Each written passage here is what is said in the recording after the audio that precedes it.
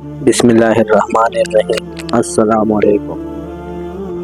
حضرت آدم و حوا کے نام مشہور محدث حافظ ابن حجر مکی کی رائے یہ معلوم ہوتی ہے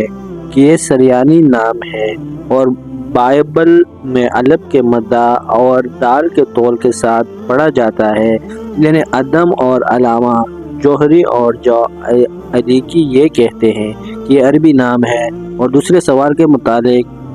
سلبی کا قول ہے کہ عبرانی زبان میں آدم مٹی کو کہتے ہیں، چونکہ ان کی تخلیق مٹی سے ہوئی اس لیے آدم یا آدم نام رکھا گیا، اور بعض کا خیال ہے کہ عدمت سے ماخوذ ہے اس لیے کہ وہ عدیم الارض یعنی صفا زمین سے پیدا کیے گئے ہیں، اور بعض علماء کہتے ہیں کہ عدمت بامنی خلطت سے ماخوذ ہے کہ اور چونکہ ان کا خمیر پانی اور مٹی کو ملا کر اور خلط ملط کر کے بنایا گیا ہے، اس لیے اس مناسبت سے ان کو آدم کہا گیا۔ اس طرح حوا اس لیے نام پڑا کہ وہ ہر انسانی حی زندہ انسان کی ماں ہے، اور مبالغہ کا سعی بنا کر ان کا نام رکھ دیا گیا۔ نمبر 2، بہرحال نام اور معنی میں مناسبت کا یہ سوال نکتہ اور لطیفہ کی حیثیت رکھتا ہے، اس لیے بیان کردہ تمام جو بیک وقت صحیح بھی ہو سکتی ہے اور کسی ایک وجہ کو دوسری پر ترجیح بھی دی جا سکتی ہے، کیونکہ یہ بات بہت وسیع ہے۔ حضرت حوا کی پیدائش قرآن عزیز میں اس کے متعلق صرف اس قدر مذکور ہے اور اس نفس سے اس کے جوڑے کو پیدا کیا۔ یہ نظم قرآن حوا کی پیدائش کی حقیقت کی تفصیل نہیں بتاتی، اس لیے دونوں احتمال ہو سکتے ہیں۔ اول یہ کہ حوا حضرت آدم کی پسلی سے پیدا ہوئی ہے، جیسے کہ مشہور ہے اور بائبل میں بھی اسی طرح مذکور ہے۔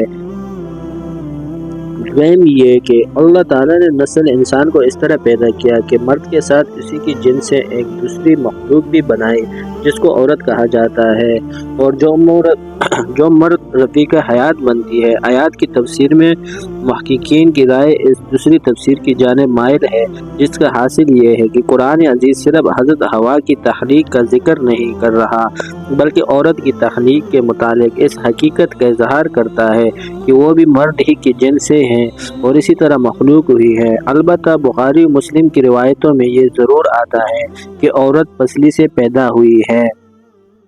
الفاظ یہ ہے، عورتوں کے ساتھ نرمی اور خیرخواہی سے پیش آؤ، اس لیے کہ عورت پسلی سے پیدا کی گئی ہے۔ اس کا مطلب ابن اسحاق نے تو یہ بیان کیا ہے کہ حوا آدم کی بائیں پسلی سے پیدا کی گئی، مگر ابن اسحاق سے زیادہ محقق اور نقاد علامہ قرطبی نے اس کے معنی یہ بیان کیے ہیں کہ دراصل عورت کو پسلی سے تشبیہ دی گئی ہے اور بتایا ہے کہ عورت کی خلقت کی ابتدا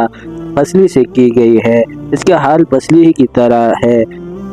اگر اس کی کجی کو سیدھا کرنا چاہو گے تو وہ ٹوٹ جائے گا، تو جس طرح پسلی کے ترچے پن کے باوجود اس سے کام لیا جاتا ہے اور اس کے خم کو دور کرنے کی کوشش نہیں کی جاتی، اسی طرح عورتوں کے ساتھ نرمی اور رفق کا معاملہ کرنا چاہیے، ورنہ سختی کے برتاؤ سے خوشگوار کی جگہ تعلق کی شکست اور رحت کی صورت پیدا ہو جائے گی۔ جزاک اللہ۔